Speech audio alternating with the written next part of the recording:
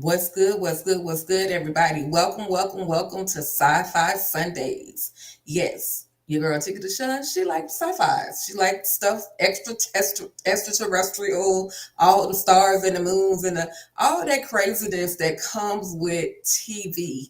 But tonight we're going to talk about Onyx. Now, Onyx is not just your ordinary sci-fi picture or film. It's got a little drama wrapped up in the whole sci-fi situation. And so yes, I'm excited to talk about this new project. It is, like I said, it is entitled Onyx. And I'm just going to read a little bit of the description. So, Onyx is a new BETPlus original movie, a remote road trip meant to heal a broken heart turns into a battle for survival when three friends get caught in an alien invasion. Listen, this film was so crazy. I just started out with that. Um, I thought it was super crazy. I used the word crazy for everything to describe everything, but it intrigued me. It caught me. It captured my attention. I didn't just watch the first scene and then go to the second scene and didn't want to watch anymore. I really, really had to watch and see how this whole thing played out. With that, y'all, I just want to say hello to the chat. Hello to everybody on YouTube at All Things Ruthless, as well as over on my TikTok channel, Tika Deshawn for real. Like y'all, I forgot yesterday or the day before yesterday that I was actually screaming through TikTok. So happy Sunday, happy Sci-Fi Sunday to everybody that is tapping in. If you're new to the channel, of course, and find me for the first time, watch this video, as long as you would like, and then show me some love or let me know if you like the channel by hitting the subscribe button, okay? And if you don't, that's cool too. We love you anyway. But with that, y'all, we're just gonna dive into Sci-Fi Sundays. And do I have any sci-fi fanatics? Any sci-fi fanatics out there? Let your girl know. Let your girl know if I have any sci-fi fanatics out there. Maybe you guys can enlighten me on some things in the whole sci-fi world. But in this particular project, this film is entitled Onyx, okay?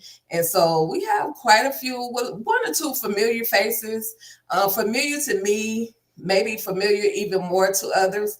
But of course, we've got Jennifer Freeman in this one. Um, we've got, let's see, Tangerine Thomas. I don't know if y'all remember Tangerine from what's his Johnson Family Vacation, where I forgot the uncle's name, but he kept saying Tangerine looked like Dorothy, and Tangerine didn't look nothing like Dorothy. So I believe this is her re-entering into the world of acting.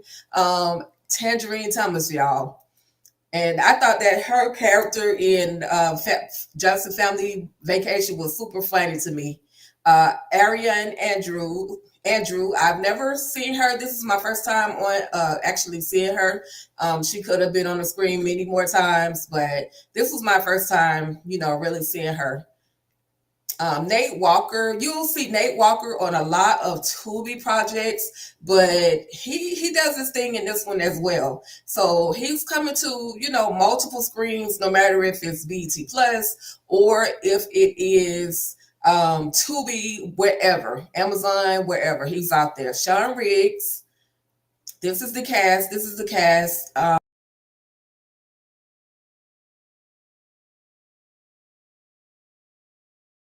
And we're also introduced, and she goes by the name of Erica Rose St. Louis, and she does an amazing job in this character. And we're gonna dive into it. We're gonna talk a little bit more about these characters. All I can say is I thoroughly enjoyed it. I absolutely recommend that everybody, head on over to BET Plus and check out Onyx. It's streaming right now. So let's just get into it. Y'all. And I hope, again, I do hope everyone is having a superlative. Hey, I got a new word for today. A superlative Sunday, having an amazing Sunday. But oh, there's one other thing I want to say before we actually get into Onyx. Has anybody been watching the and it's totally irrelevant, has nothing to do um YouTube. I mean with Onyx with the Sci-Fi situation.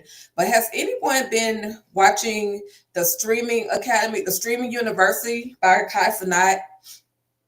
I just want to say I was never a Kai Cenat fan. I guess I'm too old to be a Kai Cenat fan. And some of the, what I want to say is just salute to that young man for what he's trying to do. He has brought together, for those of you, you may or may not know, but he has brought together a lot of young generators, young streamers. I'll say that young streamers. He's brought them all together into this whole streamer university, and he's trying to enlighten them, give them some insight as to how to grow your channels, how to how to become a bigger YouTuber. Some of them are taking it very, very serious, and some of them are taking it as a joke. If I was in that position and knowing the revenue, as a streamer, knowing the revenue that Kai Cenat makes, I would be at every class on time. He's brought in quite a few other larger streamers. It's got Funny Marco, quite a few of them that are there to actually educate or enlighten the younger streamers on how to grow their content. And so, just salute to that young man. I just wanted to say that, it's Sunday. I just thought about it because it's all over YouTube. Like you can't help. It's either on YouTube or it's on TikTok. So you can't help but see what he's doing. So salute to that young man for just bringing people together, helping and trying to encourage young streamers how to make money. So with that, we're gonna dive into it now. We're gonna dive into it. So this young lady right here, we see her in the beginning of the film, and she looks like she's looking at somebody, and it looks weird. Like what is going on? Because we already have in our mind that this is a sci-fi type picture, but what is she running from? What is going on? And so we see her, like I said, she has this look on her face, and she's running and she's dodging some stuff, and then she's looking over and she sees her friend, and it's just your friend has a bat in her hand, and I'm looking like, girl, what you got that bat in your hand for? What is going on? So we do see this at the very beginning of the series. There's only one episode, and it's about an hour and 30 minutes long. But then we flash back to a couple of like 2 or 3 days ago, and we see her with her boyfriend.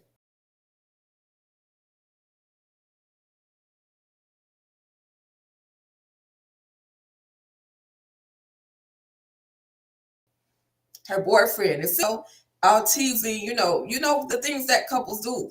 And so we see her at work. She's a firefighter, and she's looking for something. She's looking for her badge. And so she goes to her supervisor and lets her supervisor know, hey, basically I was wondering, is it possible for me to go home and, get my badge? I really don't want to work without it. It's a cross. And some people have their thing when they're firefighters, they got things that they consider to be blessed or good luck charms for them to carry. So, it makes their day a better day. And so she has this cross. And of course, the supervisor's like, yeah, you really don't need it, but it's cool. I have somebody basically going in that direction anyway. So you're more than welcome to go ahead and go and pick it up. And so she does. She's riding along with this particular coworker. and they make it to her home. And so she tells the co or her boyfriend's home. And so she tells the coworker, "Hey, I'm only going to be a 1 second, literally 1 second," and which means I'm just running in and I'm running right back out. And so she goes in and she hears the shower running. So she thinks that her boyfriend is actually in the shower. But when she walks into the bedroom, she sees him in the bed. So who the heck is in the shower? Like, who the heck is in the shower? Bruh, what are you doing? Do you just get through loving on and hugging on your woman?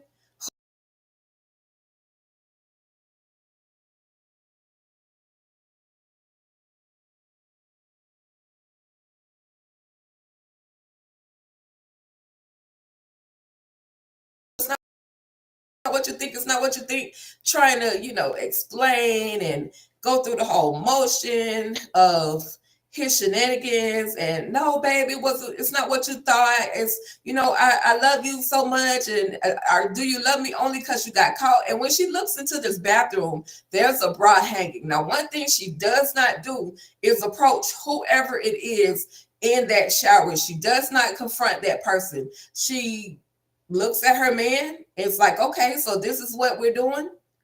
She gives him that type of energy. She gives him that type of energy. She tells him, "Look, I can't believe you did this to me." He comes out with his towel on, out the house, no shirt, just straight towel. Babe, I'm sorry, the whole apology thing. And she is just so upset, as any woman would be. But this coworker, and I didn't give you guys that particular image, but this coworker seemed really shady to me, because it's as if she knew something wasn't right, and she was smiling the whole time that this character was walking into, Jennifer's character was walking into this, into the home.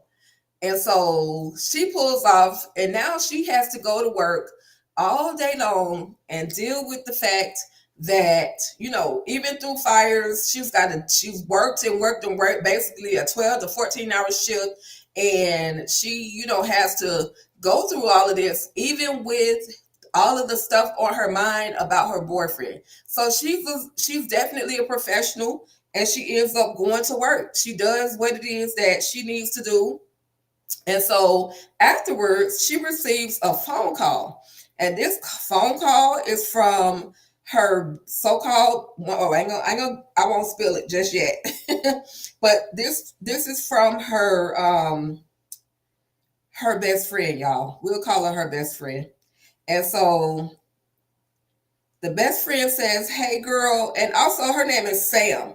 So Jennifer Freeman portrays Sam, or Samantha, and then Tangerine Thomas, she portrays Diane. Now, let me give you a little bit of description before I get into the rest of the story. Okay, let me give you a description of Sam. Sam is a naturally beautiful firefighter, been in the game long enough to respect the honor of the job, but not so long that she takes anything for granted, a driving integrity to always serve everyone's interests except her own. When things go wrong, Sam always places the blame on herself. Sam must fight for her demons for the greater good and learn the power of forgiveness. Y'all gonna see when she have to learn forgiveness. Tangerine Thomas portrays Diane, and Diane is a loud, foul-mouthed salon owner, always the center of attention. Not always for the right reasons, though. Diane exudes confidence and swagger, even if it's just a vilified or a veiled shell to cover her shortcomings. Never one to back down from a fight, even if she's not going to win. And we're also going to meet Shannon, who is portrayed by Ariane DeAndrew, a former Marine forced to step back from active duty with PTSD due to the atrocities she witnessed. Part therapist, part badass, yet bound by her own traumatic experiences. The perspective of her life has given an understanding of significance of life's trials. Her training gives her the ability to help in any situation, and she wants to be the leader, an ultimate do-gooder, but just can't shake the stress from the past. So, with that being said, the best friend, aka Diane, also known as Di, she calls and says, "Hey girl, we got to get you out the house. I know you got stuff going on, but a party ain't a party unless you're here." And so Sam, she says, "Okay, all right, because clearly Diane is not going to get off the phone unless she agrees to, hanging out and having fun." So she does just that. She goes, she gets herself together, and she goes and she meets the girls. She goes and hang out and meets the girls. And Diana said, "Look, hey, we're not just gonna party tonight. How about tomorrow? I do something really special for you. Let's just, I have a friend that can really hook us up. We can go to a spa, do this, do that." So Sam was like, "Okay, cool. That sounds like a great idea. Let's do it. Anything to kind of get her mind off of everything that she has gone through literally in the last 16 to 24 hours." Okay. And so we also are interacting with Shannon, who, like I said, is one of her other friends, and she's apologizing to Shannon, like, "Girl, I'm so sorry that I'm putting you through this with my own selfishness." And Shannon is like, "Nah, girl, don't be like that. It's okay. I understand. We're all going through things, so it's okay. That's what I'm here for. I'm your friend." So that's who Shannon is. Shannon is going to care for others in the midst of her own problems as well. So finally, y'all, we see the following morning where the ladies are about to make their way to this beautiful, all of these trees. Is out in the wood, or I wouldn't even call it wood. It's out in the desert because they got cactus there. So that's how we know it's in the desert. But this film is actually taking place in Arizona. So they drive a few hours to get out to this whole retreat that Diane's friend, Cody, he runs this whole retreat. And so they go out there, they're out in there, and they just, they're vibing, they're having a good time. They meet up with Cody. Cody says, "Okay, what would you like what to do first?" And so there's a long list of things that Cody has, set aside for the ladies, because you got horseback riding. That's something that they're going to end up doing. Of course, in Arizona, I guess they would be there riding horses and shooting bow and arrows and just a lot of things. The two ladies, Shannon and Tangerine, I call her Tangerine. Shannon and Diane couldn't make it, but of course, the sharpshooter Marine, aka aka aka Shannon, of course, she's able to do it. She's able to get an arrow in the bullseye. They're also there taking pictures, just snapping it up, having just doing things to have fun. And then they go and sit beside the pool. So they're really, really trying to, make her forget about Noah, who is portrayed by Sean Riggs, but who's her boyfriend. They're trying to make her forget about Noah, even if it's just for that day. And so here they go, like I said, just taking pictures, having fun. She looks like she's one of the best friends in the world. But of course, just stay locked in, y'all, because we got some mess that we're gonna find out in just a few minutes. And how many of you guys have watched Onyx yet? Please let me know in the comments. If you watched it already, let me know your thoughts on it. And replay game, if you come here to figure out if you want to watch Onyx, I think you may enjoy it.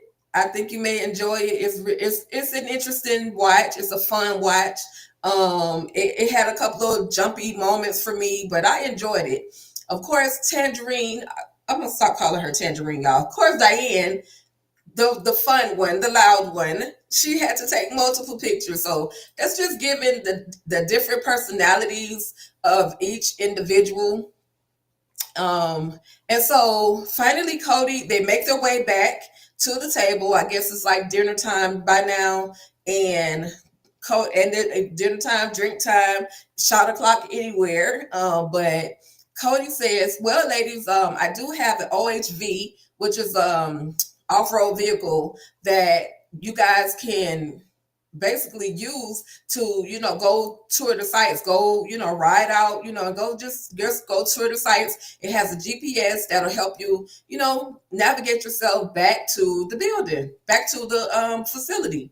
And so they're like, okay, cool, yeah, let's go do it. Might as well, we still got a little time left in the day. Keep in mind, all of this is gratis. All of this is on Cody because Cody is friends with Diane. So Shannon is the one that knows how to drive this OHV. Of course, she knows how to drive it. Military, she got that experience. So they allow her to get behind the wheel. And then they get out, take a look, and see how beautiful the scenery is, show how beautiful everything looks. But then they get pulled up on by AKA. And he calls himself AKA. Why? I don't know why he decided to give himself the name of AKA, but let me just read the description of AKA. Okay, and he's super funny. He's portrayed by AKA is Nate Walker. So he's a walking stereotype whose notoriety and troubles forced him to withdraw from the mainstream and stay in a 90s time warp. Hiding out in rural Arizona, he passes his days reminiscing about his past while combining it with crazy conspiracy theories of the unexplained. Terrified of technology and those who could be watching him, he's built his world on old newspaper clippings and the what ifs.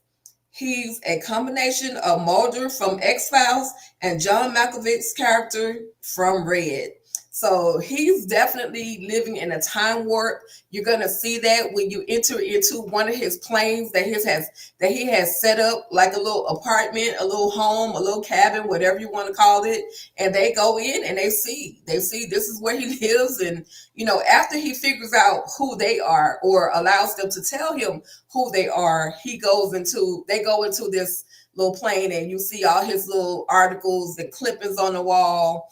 And he's got computers, but nothing is really working right now because for some reason the power source has been knocked out, which is the reason why the girls ended up walking up to where his living area is. Because for some reason, when they got so far, the vehicle wouldn't start back up, nor with the GPS on the handheld. That wouldn't work. No, it's got lights and all of that. I'm sure that's running off of a generator.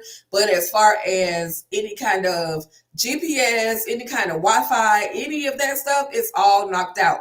And so he's trying to figure out how to get this stuff back together. But the ladies, Shannon as well as Sam, they have the idea, hey, let's go down into this little bunker and see if we can, get the power back running. And so they do that, but at first Shannon goes down there, and then Shannon, she's like, oh yeah, she's brave, but keep in mind Shannon has PTSD. So she goes down there and she's looking for the power source to flip the switch. But then she goes into a moment of having a flashback at, when she was in a wartime situation, which it basically stirs up her PTSD. It stirs up her PTSD. So she runs back out and she says, girl, I can't do it. And of course, Shannon and Sam was like, oh girl, I'm so sorry. I didn't mean to, have you go down there, but let me go down there. I'll go ahead and do it. You just guide me through what I need to see. So Sam goes down back into the bunker. She tells her there should be 3 or 4 switches that you need to flip. You have to flip them from top to bottom. And that should do the trick. So she goes down there and of course it works. She goes back out of the bunker. She comes back out of the bunker and she asked Shannon, girl, did you think it worked? And she's like, yeah, it actually worked. Look. And so they look at this tower and this tower has lights. This tower has lights and it's back up and it's running. And so now she's got to figure out a way to reach out to a resource to, get some help. So she goes in, but then AKA walks out and he sees this big old ship. This whole thing that they only read about. He sees it and it flies right by him real, real fast. and he's like, oh no, they're here. Like he knows what is going on. Even though nobody really believed him, he still knows that this is some extraterrestrial type stuff. But the aliens are here, y'all. The aliens are here, mama. The aliens are here. That's pretty much what it is with him. So then, the girls go inside, they go back inside, they got a little power source, but she says, now I need a decoder key. And the only person that has my decoder key is my boy Noah. So she has to call Noah, and she gets a signal, but it's sketchy. Like it's in and out, in and out. It works for a minute, then it doesn't. It works for a minute, then it doesn't. It works well enough for him to hear what it is that she's asking for so that he can go out and help them. So after that, y'all, after that moment right there, listen, what she should have been doing was calling him to come pick them up, not come bring a freaking key. But that's just my opinion, and I'll leave it at I'll leave it at that. That's yeah. Because at this point, they're stranded again. AKA is out there looking at the aliens come by, and then something, it falls into a water, and then there's a big old boom, and the girls like, wow, like, what is that? What is going on? But they all run outside, and they see that there's something that just crashed into the water, and then the closer they get, they see that it's a capsule. It looks like some type of capsule. And inside that capsule is a young woman by the name of Gwen. Now, Gwen is portrayed by Erica Rose St. Louis. And Gwen's description is a freakishly beautiful human alien hybrid that is dropped from heaven, initially void of her memories and history. Her journey and purpose become more apparent as events unfold. She's part of a bigger plan that she had no say in, creating and doing her best, and creating and will do her best to undo two evils she experienced and frustrated the becoming invasion, y'all. So she basically is dropped from the sky. She's the alien in their eyes. Right now, she's the alien. But she gets out of this capsule. She's completely naked. Sam says, let me give you, she lets her know we're friendly. And so she gives her her jacket. Shannon gives her her other jacket so they can kind of cover her top and bottom. And then they make their way back into the airplane hideout. Could be a honeycomb hideout, aka a honeycomb's place of business. Okay, and as you can see, it's all decked out with AKA's, his trademarks, his pictures, his news articles, and they, in the beginning, they think that AKA is just completely crazy. But at this point, they're starting to somewhat believe that the things that AKA has been preaching and talking about is kind of true. It's kind of true. So then Noah finally makes his way up to Cody, to the ranch, and let me read y'all Cody's description. So Cody was portrayed by AJ Littlejohn, and he is a handsome and extra fit guy who manages adventure camps, always the player and calm to the score. Probably not the brightest person in the room, but he always got by on his survival training and his looks. And so Noah lets AJ know, Noah lets Cody know, hey, I'm looking for my girl Sam. I'm looking for my girlfriend Sam. And I was told that she was up here. So he shows him a picture of her, and he says, oh yeah, I seen her. She's with Diane. And he's not really saying, okay, not a whole lot. But then Cody is like, okay, you want me to take you possibly where they are? Because the last time I received a signal from them on the GPS was about an hour ago. So that means they're about an hour away somewhere. So let's go. So he says, yeah, okay, cool, let's go. So they get into another four-wheel or OHV, and they try to make their way out to where they are. They're trying to understand, the girls are trying to understand who Gwen really is, but Gwen is Gwen is having a hard time. Y'all hold on one second.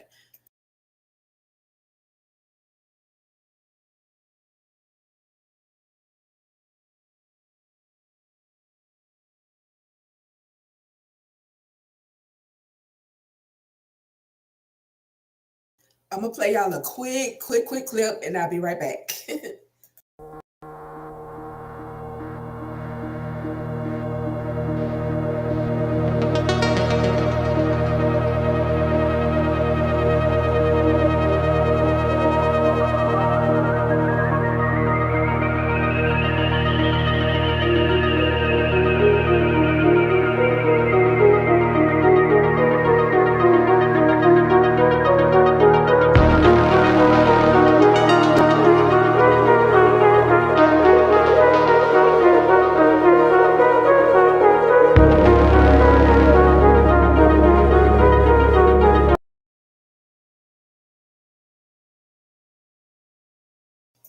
All right, y'all. Your girl is back. My throat got a little cloudy from talking so much.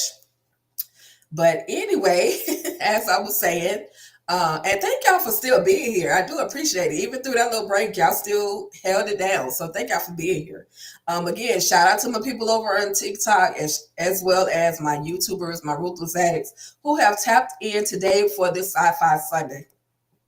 So as everybody is inside of this makeshift home, Diane decides she wants to go outside and kind of try to get a signal on her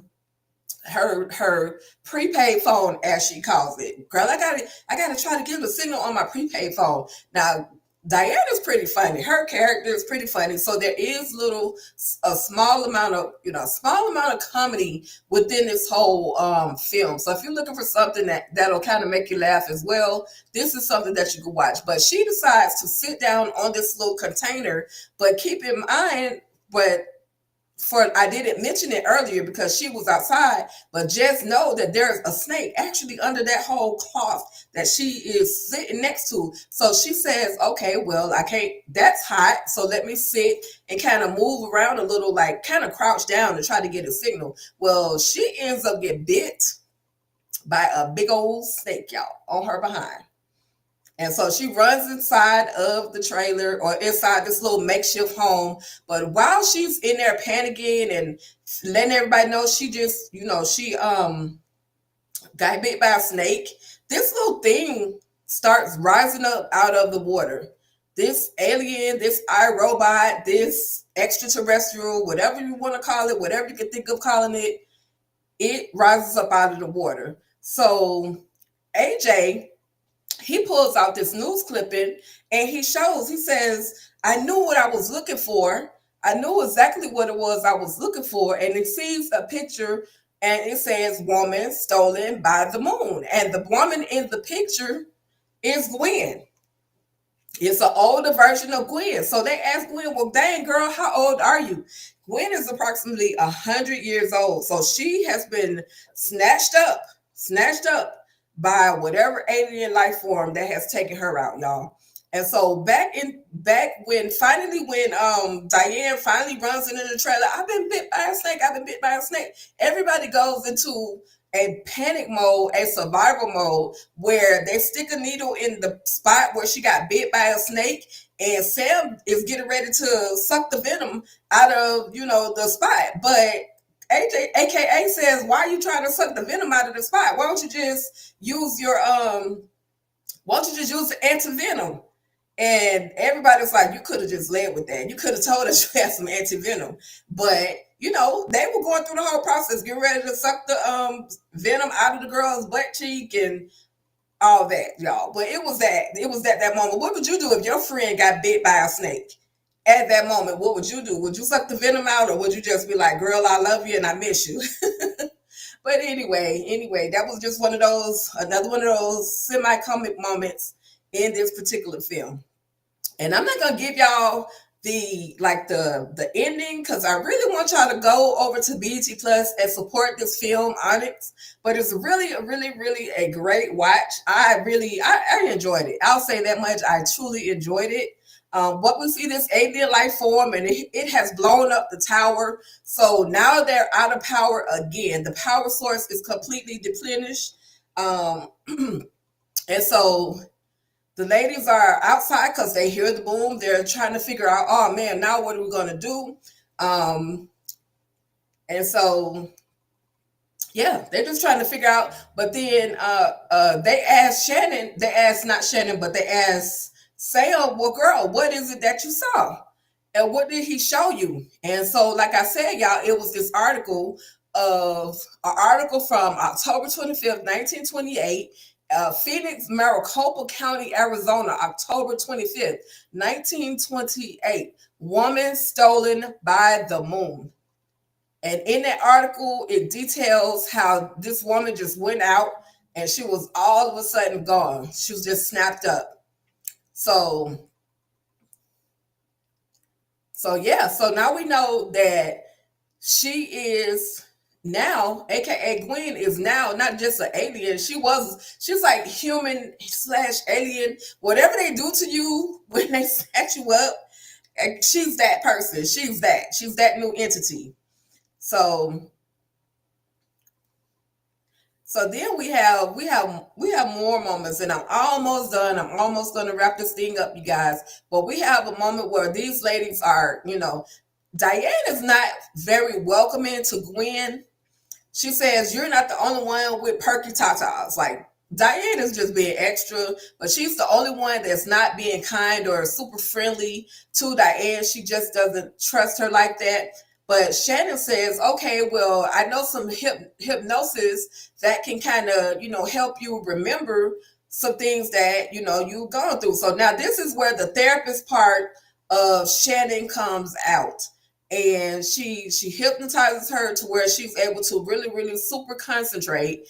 And she says, I was laying, in this room, and I was snatched up and I was laying on this table. But before we get to that, y'all, we see that Noah has finally made his way, but there's something is shooting at him, like left and right shooting, but he's running because he's a firefighter also. So he's kind of like bobbing and weaving, bobbing and weaving. Cody, unfortunately, didn't bob and weave, and now Cody is been laser swiped. Like the laser literally took his top off, literally. Okay. I won't get too graphic, but y'all know what I'm saying. It took his top off. And so this whole life form is just, chasing them, chasing them, chasing them, because clearly they have something that it wants. But for some reason, which I didn't understand that part in this film, why the alien couldn't sense that Noah was hiding out behind a tree. Because I'm like, you can see through everything else, but you can't see through the tree to see or even see his feet. Like he's not even that far, but maybe it doesn't, like some alien or some life forms or some projects, they're able to, films that we've seen where the aliens are able to detect heat. Maybe this is only an alien able to detect other aliens. That's what I'm gathering. Because for some reason, this alien did not know that or did not see that he was behind over on that tree. Now, keep in mind, not only is he hiding behind his tree, but he also got almost had his arm taken off. So he sustained some injuries at this point. Noah has. And in my mind, I'm just like, oh, that's what you get for cheating on your girlfriend. But in actuality, if Noah is jacked up, who's going to help the girls? So anyway, we see like I said, she's being hypnotized in order to kind of remember who she was. And she talks about being in this room. All she saw was light, and then there was this alien or this form that looked like an octopus that was trying to get into the other entities or the other things that were in pods surrounded. So they were in a circular pod where a bunch of other pods were right next to each other. And she said the only thing that alien, it couldn't get inside of her, but it could only get inside of, or it couldn't get inside of the others, but she could feel it inside of her. So whatever this thing was doing, it was experimenting, and she could actually feel, what was going on. But then this moment right here, y'all, this is the shocking moment where Shannon, I'm your friend, Shannon, I'm your friend to the end, Shannon. Not Shannon, y'all. I'm sorry, I'm messing up Shannon credibility. Diane, aka Di, I'm your friend, Di to the end. Like, yeah, Di says, girl, look, I gotta tell you something. Like, we going through a lot right now, so now it's time I need to really confess some stuff. And so Sam was like, well, girl, don't worry about it. It's all good. Nah, what happened was Di confessed to being the one that was in the shower when she came back to Noah's home. So not only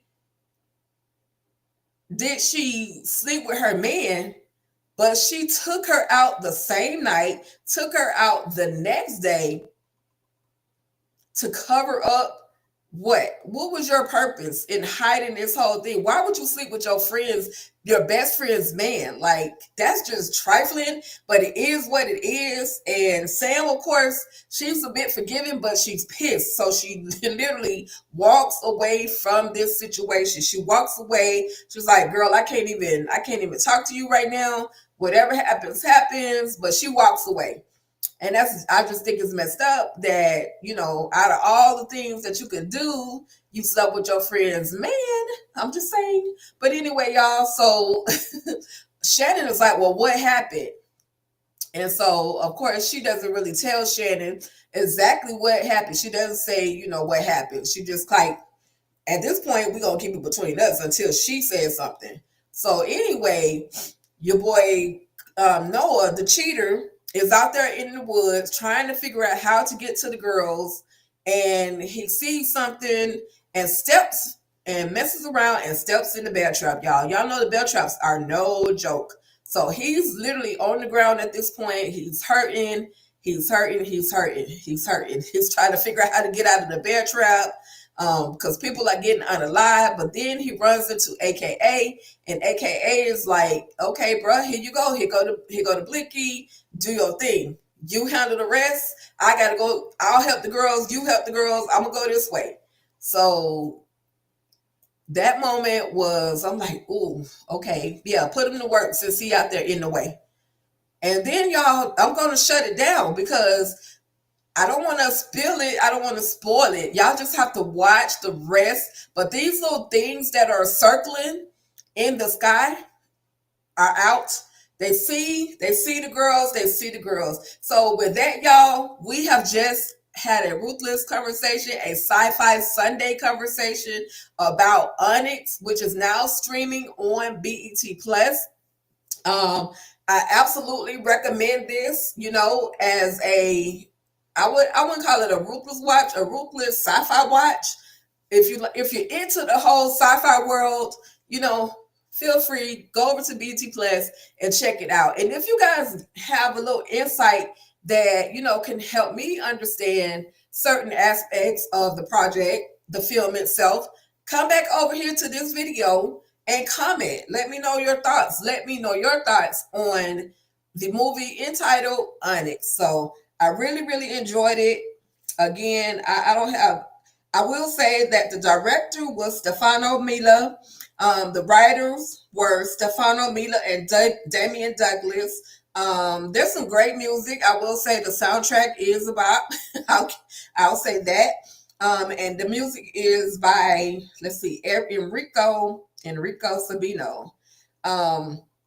But really, really, really great project. It seems like an independent project because I don't notice any of the names on there. But again, head over to BET Plus this weekend, this Memorial Day weekend. We y'all, some of us don't have nothing but time this weekend because a lot of people are off because of the holidays. So head over to BET Plus and check out Onyx, okay?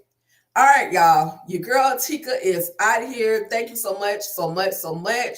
Your presence was my present. So thank you so much for coming in, tapping in, tuning in, and hanging out with your girl on Sci-Fi Sunday. Y'all have an amazing rest of your weekend. I'm out.